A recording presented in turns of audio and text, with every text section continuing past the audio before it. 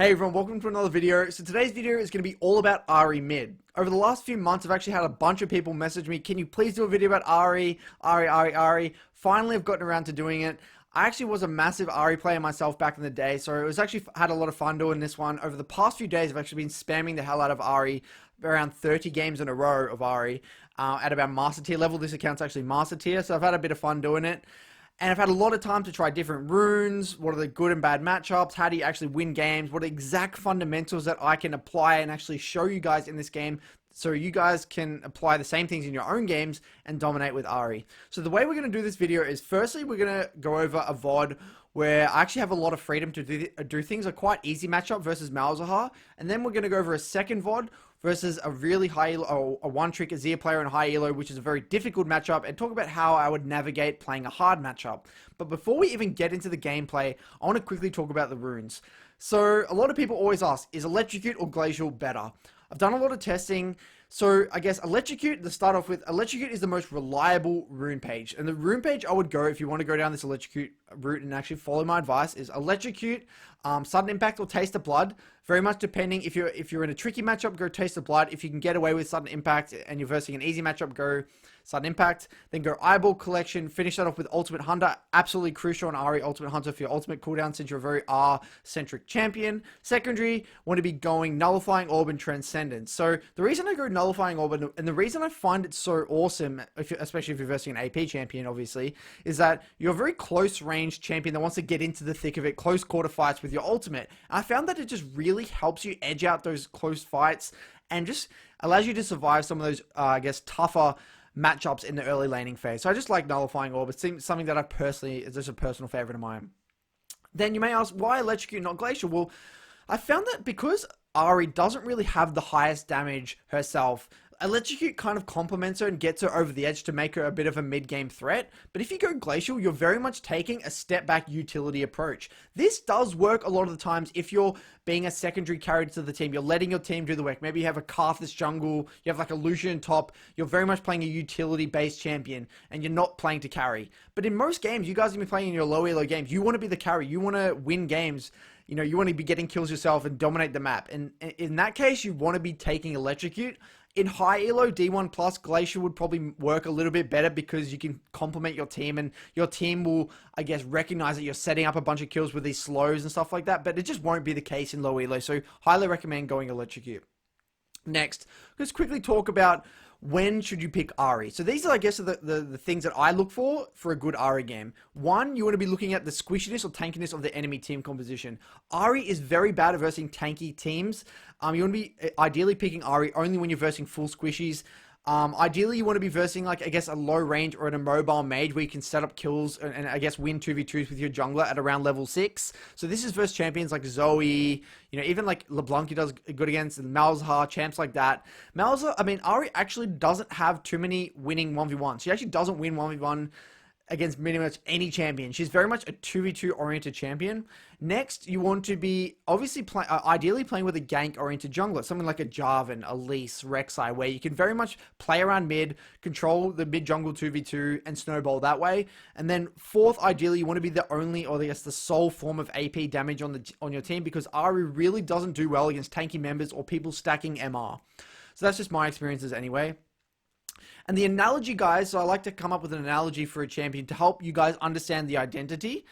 So since Ahri is very much the average mid laner, she doesn't excel in any area, really. I mean, she has nice mobility, but overall she has average range, average damage. She doesn't spike super hard in early, doesn't spike super hard mid game, doesn't spike super hard late game. She's just, I guess, the average fundamental mid lane mage. So the reason I was thinking, I'm like, what is an analogy to guess best exemplify this and help understand for a person picking up or wanting to master Ahri is, think of the Avengers series. The way I view Ahri is like, she's like Black Widow. She's not like a central key figure. She can't really take down any big boss on her own. She's just like this, I guess, this person in the background that still is quite strong, but again, she needs like this strong, like the Iron Man. She needs like the Hulk. All these people who have real clear identities and real clear strengths to, I guess, carry. And then you just kind of complement that. And she always needs to be with other people to do things. If she tries to do something on her own, she's just going to get destroyed, you know? She's not going to take down, like, what's her name, Thanos and stuff like that on her own. She can't do anything. She's not like an Iron Man or something. But, so I guess the key theme of this is, how can we make sure that we're taking good 2v2 skirmishes and complementing the team and setting up kills? So heading into this first VOD, guys, this is going to be the Ahri versus Malzahar one. First thing you need to be thinking about is the summoner spell choice. Ahri always takes Ignite because you need that extra kill threat. But a lot of the time you'll find yourself versing teleport. So the first thing I like to think about is remind myself, okay, if I'm versing a teleport, a mid laner with teleport, I need to find a way to make sure that I'm not going to lose too much CS, given that he's going to be able to TP back to lane with full resources. So straight away my checklist is, okay, well, given that he has teleport advantage, I need to conserve enough mana in my early laning phase where I can smash the wave in when I'm ready to base and recall. If you run yourself in the lane and you're not able to push out before you want to recall, you will lose a lot of CS, which is not good for Ahri. The first overall arching objective on Ahri is you want to be prioritizing farm as much as you can, because you want to get to your 6, because your 6 power spike is absolutely massive, with around a lost chapter, with your ignite, playing for a 2v2 mid jungle. I don't really want to do anything 1v1. I don't want to blow my flash. I don't want to heavy trade early, because again, I want to be prioritizing my farm, because Ahri doesn't scale well already. And if I miss a bunch of farm in the early game and I do some crazy shit and I get behind, my game's going to be very, very unfortunate. In terms of itemization, guys, Doran's Ring is always the way to go, especially since you'll find that Ahri doesn't want heavy trading early on anyway, because her early trades are pretty garbage, and you just want to be taking the taking the early laning phase very slow, calm, stable, making it stable as possible, getting to your lost chapter, getting to your level 6 as much as you can without chaos. Because again, if you die early, your game's going to be very, very tricky. If you miss a bunch of CS, your game's you're going to have way less threat on people. And if you don't have threat on people, and if you lose the mid jungle 2v2, you're basically rendered useless. So Doran's Ring is really good in extended laning phases because it has mana regen, so over a longer period of time, it's just better for extended durations, whereas Corrupting Pot's better for heavy trading.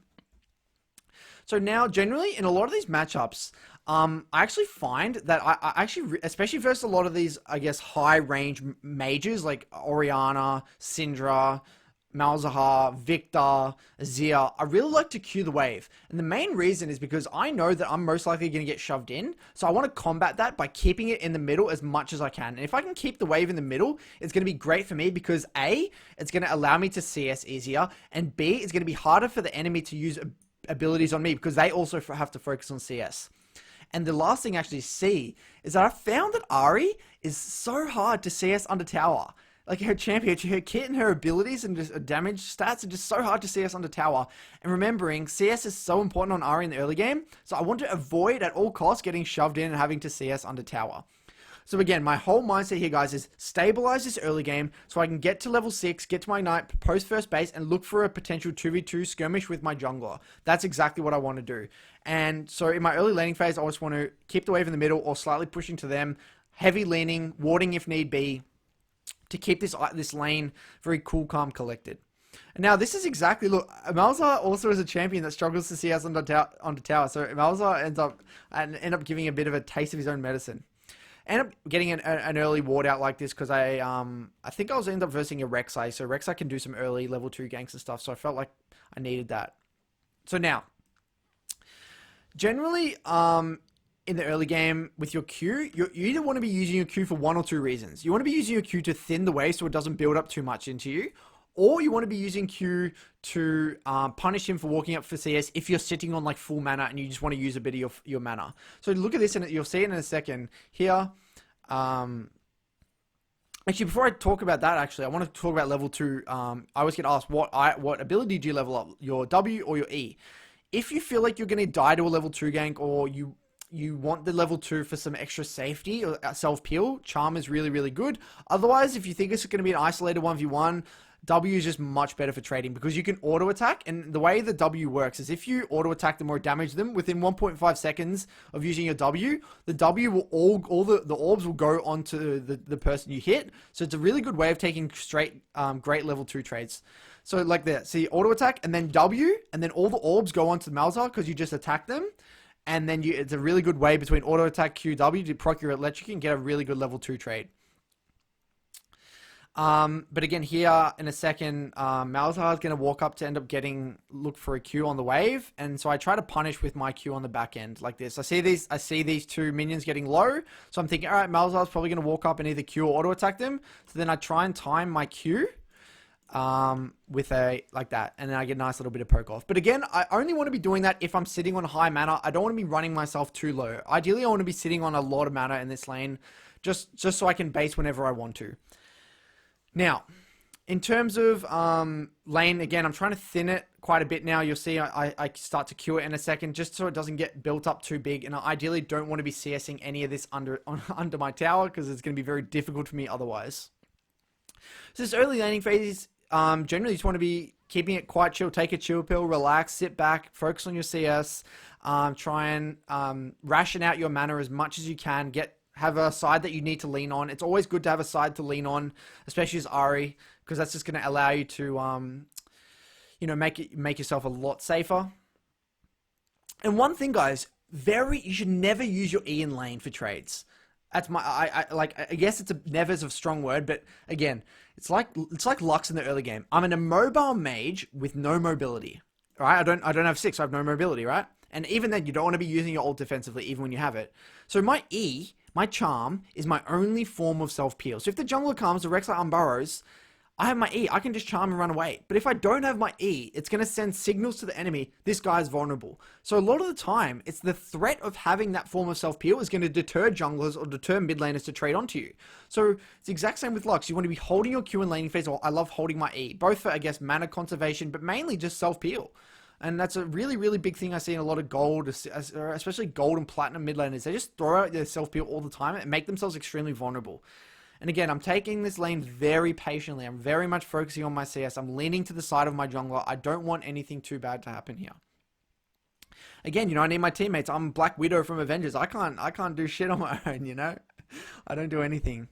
And I'm not at my power spikes yet. So I'm always consciously thinking about my gold, rationing out my gold, trying to get to my mana, trying to get to my 1300 gold, ideally. It's not the end of the world if you don't, because you can always just go Amtomb, Darksteel, Refillable, something like that. But I love the way the positioning is of the lane right now. I know Malzahar has no threat on me. He has very little mana, so he has no gank set up pre-6, so I'm very, very safe to just walk up, keep the wave in this nice little pocket here, and not get shoved in, because this is going to allow me to just safely farm in this nice little pocket, leaning to the side of my jungler. Focusing on my CS. And I love doing this on Ahri, walking up past a minion wave like this. And even though I know I'm never going to randomly throw out my E, because again, for mana and also self-peel reasons, but it's just going to scare him and make it a lot harder for him to CS. Unless I'm sitting on full mana, I might use my combo if I know where the jungler is. But a lot of the time, walking up past the minions like this is going to make this guy scared, because he's like, oh my god, is Ahri going to use her charm and kill me or whatever? But like, I'm never going to do that, man. Like, you know, very rarely anyway. So I end up trying to walk up here, deny a bunch of CS. And look at that trade here, guys. I'm trying to make him make a choice between these minions and me. So I walk up to go for a trade. I auto, Q, and then W. And now all the Ws go onto the Malzahar and allow me to proc electrocute. That's a nice little thing, guys. That's how to use your W. Don't use your W first. You need to attack them first and allow the W to lock on. So, now starting to get closer towards my, okay, now this is actually bad. I disagree with this E usage. Look at this. So I walk up here thinking that, you know, Olaf's here, maybe I can take an aggressive trade, whatever. I get this nice little trade off. But why is this bad? Is I'm not at my 1300 gold yet, guys. I want to be getting to 1300 gold so I can, and have enough mana, so that when I am ready to base, I can spam my abilities on the wave and get a really good tempo base. And ideally on the wave before the cannon wave. But what I do, now that just makes me for no reason. I can't kill this Malzahar pre-6 anyway. There's no point. Yes, I've burnt both of his pots, which is good, but it's just going to, hurt my ability to get a good tempo reset. And I realize now the next wave's a cannon. And I know if I get this wave now, this will allow me to get my 1300 gold. So what do? Lean onto the top side here, knowing that Rek'Sai's bot side. I get a nice little Q through the wave again like this, and then I end up basing. And I could have shoved it in way faster if I had more mana, but you know, it is what it is. I base on a cannon wave now because Malzahar now can't punish me. and I get a nice little base off. Ideally, you will have a pink because Ahri really needs river control for also to encourage the jungler to play around mid and play for those 2v2s, but also for you to set up potential picks if they walk into river. But, you know, I didn't have that luxury this game. And now look at this. Now Malzahar's really struggling to shove out this wave because of, you know, basing on the cannon wave. Now, for me, what I'm doing is I'm trying to identify what side do I want to play to? What side am I most likely going to put my vision? Because again, tying it to the Black Widow analogy, I want to play with my team. I'm a very supportive mid laner in a sense. I need to be playing those skirmishes and playing those river skirmishes, playing those little objective fights and getting to those fights. I don't want to just keep this an isolated 1v1. You know, like me versus Thanos. I'm going to get destroyed, man. Yes, it's a bit of an exaggeration. I know, Curtis, just shut up talking nonsense right now. All right, so now I use this opportunity to get a bit of deep vision. This is going to help me potentially spot out the jungler. And the one of the reasons I love these form of deep wards on Ahri as well is because if you see the enemy jungle really low in the jungle like that, Ahri, because of Ahri's mobility, you can like R over here, R here, and then R over this wall or something, and look for 100 to 0 if you know the enemy jungle is low. It's just because of Ahri's mobility, if you see the enemy jungle low, it's just you have such big kill threat. It's just something to think about and why deep vision also is really good on Ahri. Then I see the jungle low here, and I'm like, wait, I don't want to use my flash R instantly. Maybe this dragon's actually still high. So I end up I greed a little bit. I should have flashed instantly, but I end up hesitating. I could have got both, but I end up using my ultimate. Now, what's the first thing you need to think about when you use your ultimate? I'm basically useless. Ahri without ultimate is a piece of shit. Like, excuse the language. Is not a good champion. So I need to think about that. But now I think that because my jungler's here and the enemy jungler's dead, I'm like, well, Malzahar surely shouldn't be able to heavy trade onto me. He needs to respect, man. But Malzahar goes onto me anyway, end up charming him up in a second. I'm like, all right, well, you're just going to die. And I use my Ignite, my Nullifying Orb procs, which, again, keeps me safe. That's why I also love Nullifying Orb, guys. And then, you know, because Ahri's a naughty boy and not trading with his jungle, because Malzahar's also a very 2v2 oriented jungler, mid laner, he ends up getting punished and dying. And this is worst case scenario for Malzahar, and if I was in his shoes, I would be very, very sad. And it's the exact same with Ahri. If I die in a 1v1 or a 2v1 like this, his jungler should be mad at him as well. I was like, wait for me, man. You just used your ultimate, and now we have no kill set up for this on this Ahri, you know? So, bad boy. So, what we want to do, coming back out of lane, is very much playing around your ultimate. You want to be playing around your ultimate cooldown. You want to be getting pink wards. You want to be prepping. You want to be identifying when your kill windows are, and your kill windows are always around your ultimate. And I'll show you in a second when I get back to lane, guys. So I get back to lane, and generally what I like to do is shove one wave straight away, get vision down, and then so I have a side to lean on, and then I know I can do things. So now I end up, instead of actually, I see Malzahar roaming, so I end up just fully committing to this tower. And the reason I do this and not roam top is because I hate roaming without my ultimate, and then also it's a tank top. And Ahri's very bad at killing tanks, so I end up just taking the play here, playing patient, knowing that I really very much want to play around my Olaf, and I very much want to play around my ultimate cooldown. Now that it's up, I can maybe do something, but there's no rush, guys. I do very much want to continue to focus my CS, continue to focus playing around my jungle. Because he was doing Rift Herald, I knew there was not really much we could do. So I ended up getting 2 plates off the back of that roam that Malzahar did, which was pretty good for me. Then I see Caitlyn mid. So again, then what I realized is I'm going to do my nice little Ahri trick, and I do this all the time, and it actually helps me get kills. I chuck a pink here, and then I chuck a ward there, chuck a ward here, over the wall.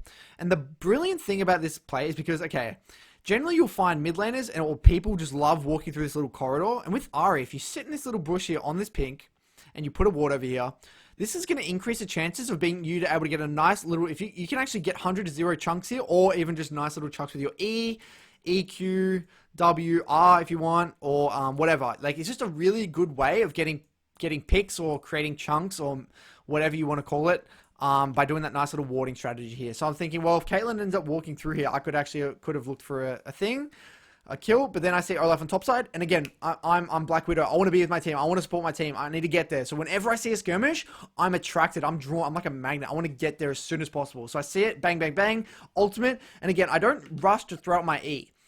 You always want to hold your taunt, because then it's going to make them want to do zigzags to dodge it, or you wait for your team to set up with their CC, and then you follow up and try and chain it on the back end. So I know that Set has ult still, then he ults, then I E while he's locked down, and we get a nice little kill. That's another little tip for Ahri as well. Or the other way of approaching it is if you can get so close range with your R that if you're so close range, then you basically can't miss your E. That's basically the two ways you want to be using your E. Waiting for the enemy to be immobile or get so close that you can't miss it. I hate shooting your R. Like you see these like cool Ahri montages where like, oh yeah, I do the 360 like charm from behind, out of vision. Like, dude, like, yeah, that's cool. But how many times did you miss that charm and waste that kill threat? All right. Like, let's be real here. I'm talking about fundamentals that you guys can apply in your own games. They're going to work 90% of the time, you know? But now again, what do we see? I have no ultimate, so I have no kill threat. So ideally, I just want to farm, get my blue buff, continue to push waves, lean to a side, and wait for my ultimate so I can play for a 2v2, play for a jungle invade, play for a dragon fight, something along those lines. I don't want to be doing things when I don't have my ultimate. I'm essentially a bot right now. But then I see my jungler ends up pinging me, and we see that we have a potential bot collapse here, knowing that we have push off mid, and we see it nice. This Rek'Sai showed off vision, so I'm like, all right, I'll believe you here, even though I don't want to do this. But I play patient. I walk up, don't really throw any abilities here. I'm not pretty useless. But then Ornn ends up showing up as well, and end up missing my E because I'm not a sniper. I'm not really too good with my accuracy, but I end up getting him anyway. So, fast forwarding, I go back mid, knowing I have enough gold for Ludens. Ideally, I just want to get my wave and base. Now, what's the big red flags right now? I don't have a side to lean to. I have no vision on bot side, no vision on top side. So this is where I'm vulnerable.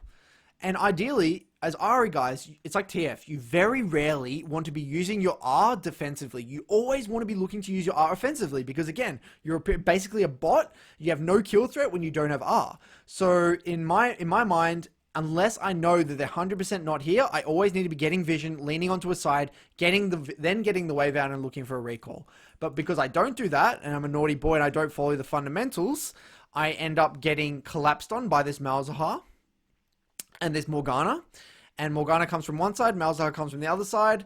They end up flash ulting me and forcing me to blow my flash R, which is so bad for me because, again, now I have no kill threat. I really don't want to do anything for another 75 seconds before my ultimate's up. This is also kind of why Ultimate Hunter is really good on Ahri because, you know, it maximizes the amount of time that your ultimate is on cooldown.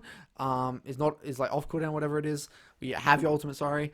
But it is what it is. I'm forced to burn my ultimate. So now heading into mid-game, you know, the lanes are broken, the game snowballed.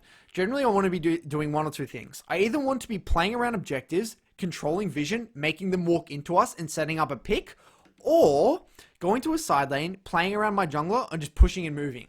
Because my jungler's on bot side here, I have to play very defensively, and I just play respectfully. I don't have ultimate, my jungler's on bot side, I just need to clear waves and play very, very chill. And notice here that I know a new Rek'Sai wasn't here. I knew we were just an isolated 1v1. This is not what Ahri wants. So I end up waiting a little bit, waiting for my ultimate, pushing, getting one more wave. Because again, you don't want to be completely ditching sideways when you're heading into mid game. Because Ahri does really need CS. Like I have 116 CS by 13 minutes, which is really good for Ahri. So I want to continue that. And you don't want to just be ditching sideways. But I do know that my team is on bot side. That's where the action's going to be. So I want to be pushing and then moving and getting myself to these fights. Because, again, what's the point of Ahri being in an isolated 1v1 on the side? That's not what complements her kit. That's not her identity. She wants to be backing up with the team, setting up kills with her charm, getting shit done. So I walk all the way from top to bot here. And then I notice that a fight breaks out. But whenever I see a fight breaking out, I want to get there. I want to utilize my mobility. R1, R2, charm, Q, auto, bang, reposition with R, again, auto attack, W, Q, auto attack again, and I follow up on his route with my charm, get a nice little Q on the back end there, triple kill, and then bam, we end up getting a nice little kill. Beautiful. Last thing I want to show on this VOD, guys, that's actually in the next VOD, sorry. So they end up just FFing this game, I believe. So anyway, now, next game, guys, what I want to go over is I'm going to go over a game which is a lot harder. That was a good teaser. That was the first VOD, which is going to be, that was versus an easy matchup. This next game is going to be in a much harder matchup versus a high elo Azir one trick, which is a very hard matchup for Ahri, any of these high range mid mages that can just poke you, and talk about how I navigate that one. So stay tuned, guys. So jumping straight in, guys, this is the Ahri versus Azir, and this Ahri, this Azir ends up taking cleanse, which again reduces the amount of kill threat on me, and I have on her, sorry. So this is actually quite annoying for me. So again, this is really rough because I can't shove out this guy 1v1. I can't kill him 1v1. We're gonna have no river control because we have an Echo versus Rek'Sai jungle, and Rek'Sai has so much early pressure. So I very much in these games, and the analogy I like to use is that Ahri is a very opportunistic champion. I have to play patient, I have to focus my CS, I have to play around my ultimate cooldown, I have to wait for an opportunity to present itself, and then I strike. I can't really set up anything on my own as Ahri. That's just one of the weaknesses when you get countered. You have to just take a back seat, focus your farm, don't panic. If you farm well, you are going to be still strong. There is still potential to do things, but you can't force things. You can't die early, you can't get behind and farm. You still need to play the game very methodically, okay? And the big mistake I see, guys, when Ahri players get countered, they just lose the plot. They get, oh my god, what do I do? I can't kill him. If I can't solo kill him or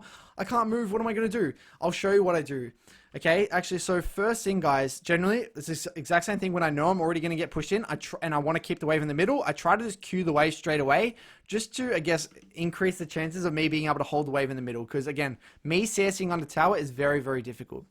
And notice, because I don't take mana flow, I'm not really using Qs on him. I'm just using Qs to thin the wave constantly and really focusing on CSing as much as I can. So I'm going to be going through this VOD a lot quicker because it's the early game is very, very slow. But generally in this early game, I'm picking a side to lean on, I'm giving pressure, but also trying to use my Q through the entire wave just so I can thin it as much as I can and prevent this Azir from shoving me completely under tower. This is just both going to minimize his chances of getting deep wards and increase the chances of me being able to actually hit this CS because I'm actually bad at hitting CS under tower. Ahri struggles with hitting CS under tower. Maybe it's just me, but that's just my opinion on Ahri. It's just very difficult to CS under tower. So fast forwarding over this past few waves, nothing too special. Again, I'm always holding my E because I don't want to be making myself vulnerable. Rek'Sai's ganks are very, very strong, and especially since I don't have vision out, just holding E in itself is a great form of self-peel, and it's going to deter a lot of junglers from looking to gank you. So then my Echo ends up getting invaded early and nearly dying, so their Rek'Sai is already on the map, pressuring the enemy, so it's not looking good. But 22 to 24 CS, staying quite good. I ideally want to get to my lost chapter, 1300 gold. So again, I want to be rationing out my mana, staying on enough mana so I can actually shove out when I really want to around that specific gold, that desired gold amount. Nothing too special going on in this early game. Again, I'm happy to give pressure, thinning the wave in the queue, rinse, repeat. So what actually happens though, I end up getting caught up in a bit of a trade with this Azir, end up using too much mana. And this is, I just wanted to highlight this as an example, is that when you don't ration out your mana, and look at this, now I'm 1100 gold, I'm quite far away, I still need 200 gold to even get to my lost chapter. I used too much mana, and now, now I'm like, well, I'm on no mana, I'm not going to be able to shove out this guy and get a good reset. So instead of like, because I just didn't calculate the gold or I didn't ration out my mana, I feel like I have to base now. And given the next wave is a cannon wave, I can't stay. So I end up just having to recall. And if I can't afford my lost chapter, it's okay. You can just go refillable, Dark Steel, Amp Tomb. Ideally, I would have a pink for the same reasons as last game. I stayed the last game, but it is what it is. And that's I guess the punishment I received for not rationing out my mana. Now, as you're coming out, you need to be thinking, as you're nearing 6, you need to be thinking, okay, what side ideally is the action going to be? Where is my jungler? I need to be making sure that I'm getting to some form of skirmish. And ideally putting my vision on the side where I think a skirmish may potentially happen, or, you know, maybe again, ideally get a deep ward so I can potentially spot out that enemy jungler and look for a pick if I see their jungler low at some point. And again, notice here, guys, I'm just trying to farm as much as I can, thin this wave, and try and potentially get some deep vision. Knowing that Rek'Sai showed topside, I'm able to walk over here and get a bit of a get a ward, just to potentially spot out any support roams, or, you know, if Azir walks through, I can potentially chunk him. Nothing too special. And then Azir ends up pinking defensively, which is quite annoying. But I use that opportunity to shove. I use every opportunity possible to shove, because I know in these hard matchups versus Ahri, it's rare for me able to have shove on the wave. And if I have shove on the wave, it's going to increase my chances of being able to get to a fight first. And the upside of it, I can also clear his pink wards, which is, you know, win-win for me. So now, This is it, man, guys. You got to be playing very patient, waiting for that opportunity to present itself. And when the opportunity does present itself, you strike hard, you strike quick. And that's when I'm waiting for my jungler, to set up something, waiting for one of my sides to make it obvious that I can look for a roam. All right. So farming, nothing too special going on. Farming. And alright, now, exact same thing, guys. And then when I see a skirmish breakout, what's my instant response? Go. Because this is the type of skirmish I want. I want these sloppy skirmishes. People are blowing flashes. I'm going to be coming in from the side. It's going to be good. But then they end up looking like they're backing off, so I end up going mid. Not a big deal. It's still a good habit to get into, is just hover down the river, assess the situation on the way, and then come back mid if you feel like it's not going to be a kill. Because again, versus these champions that can destroy your tower, versus Ziggs, versus Azir, TF, you don't want to be giving them the ability to break your tower. So again, I decided just to go straight back mid, value my CS. But I do the exact same thing. I hover top again. I'm constantly hovering between the waves if I can, even though I don't have much time, just to assess along the way. And if it looks like a bad fight, then I can get back to mid. This one I hover a little bit too far. Probably should have assessed there was no kill threat, but I just end up walking back mid. Then end up getting dragon, end up getting the shove on mid, and getting a recall. Nothing too special going on. Now, got to my lost chapter. Very big spike. Level 8, got my ultimate, got my ignite. This is looking good right now. Yes, Azir is also scaling alongside me, but again, this is the downside of just getting counterpicked. There's nothing I can do. The best I can do is continually farm, hover whenever I can, have a side to lean to, and prepare myself for a potential skirmish. So I come back to lane, getting shoved in, trying to minimize that as much as I can with Qs, waiting for a potential opportunity. When my jungler goes into river, I always want to back him up, because again, if the enemy jungle shows here, then I'm going to be there ready to take that 2v2, because that's exactly what I want. Azir wants isolated 1v1s, Ahri wants chaotic 2v2s, okay? Always bring it back to that. Now, again, ideally, this is not what you want to be doing. You don't want to be leaning onto the side when your jungler's on the other side, because again, you want to be playing towards your jungler. But here, I saw that I think they killed the Thresh or chunked out the Thresh, and I knew that bot was quite vulnerable, knowing that Rek'Sai was topside. So I end up committing to a bot where I'm seeing that Lucian's on his own bot under tower. Bang, I'm able to use my R1, R2, close the gap, and then walk up and get a nice little kill on the back end. So this is a beautiful, and this is what I'm talking about. This is the opportunities that will present themselves if you play patient. If I'm an idiot and heavy trade mid and have to blow my flash or my ignite or my R 1v1 mid, there goes all my potential roam threat, guys. You got to play patient. These opportunities will present themselves if you play patient enough and take good trades, focus your CS. And now look at this, I just one-tap this guy. I don't even have to land my Q or E, because my W and my R alone still will do a lot of damage if you farm well. Now, come back to mid, and this little 2v2 skirmish kind of happens, and Echo ends up, and me and Azir are kind of low, and it's too hard for me to hit a charm because he's behind the minion, so he ends up just inting, but it is what it is. Not too bad this game. I'm 1-0, 100 CS by 11 minutes, going pretty good. So now just fast forwarding, getting closer to my Ludens. I couldn't afford it, so I ended up getting my Lost Chapter and Blasting Wand and a Sork Treads. Now again, I want to be looking to do the same thing. My ultimate's not up yet, so I'm going to be taking a chill pill, wait till my ultimate's up, then looking for a potential roam on a side lane or a potential 2v2 or 3v3, whatever it is with my jungler. Then I see my jungler topside, so my default response is let's start to hover topside. Wherever my jungler is, I either want to be looking to counter gank a potential dive bot or playing towards my jungler. Either one or the other here. But majority of the time, you'll find more success just playing towards your jungler. So I'm just getting hard shoved in now. Azir's getting quite strong right now, and I know though I can't beat him 1v1, but I know I can kill Azir once I get enough AP. I can just burst him later on in the game. Especially in those fights that are going to be a bit more chaotic. Not in an open area fight in the lane, but more in the river or tight corridors. I will be able to punish him. So what I realized, now I was thinking, okay, I can't go bot. My jungler's topside doing Rift. That means I know Rek'Sai's bot. I know I have a free opportunity to roam top. So what I realized is that Jax is going to come back to top here, knowing my jungler's topside. Azir can't follow me into river, and I even just chuck a ward here over that wall there just to see if Azir follows, we can collapse on him.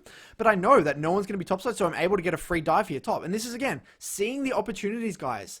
The opportunities, if you've got good side lane awareness, which is probably going to be one of the key one of the key, I guess, learning objectives for you guys if you want to play Ahri is you need to have good side lane awareness, because Ahri doesn't have many good 1v1 matchups, and you're going to have to roam to sides and utilize that side lane awareness if you are going to want to carry. Yes, you can take a back seat and play games front to back with Ahri, but again, and you can play front to back with Ahri and play charms and peel for your team, but you know, if you want to be the beast and carry, have like really good win rates on Ahri, climb all the way, you know, lower elos, you need to be looking to do proactive things, and Ahri has the ability to do that with her insane mobility and being able to cross a lot of that terrain. This is actually something, a neat little trick, guys.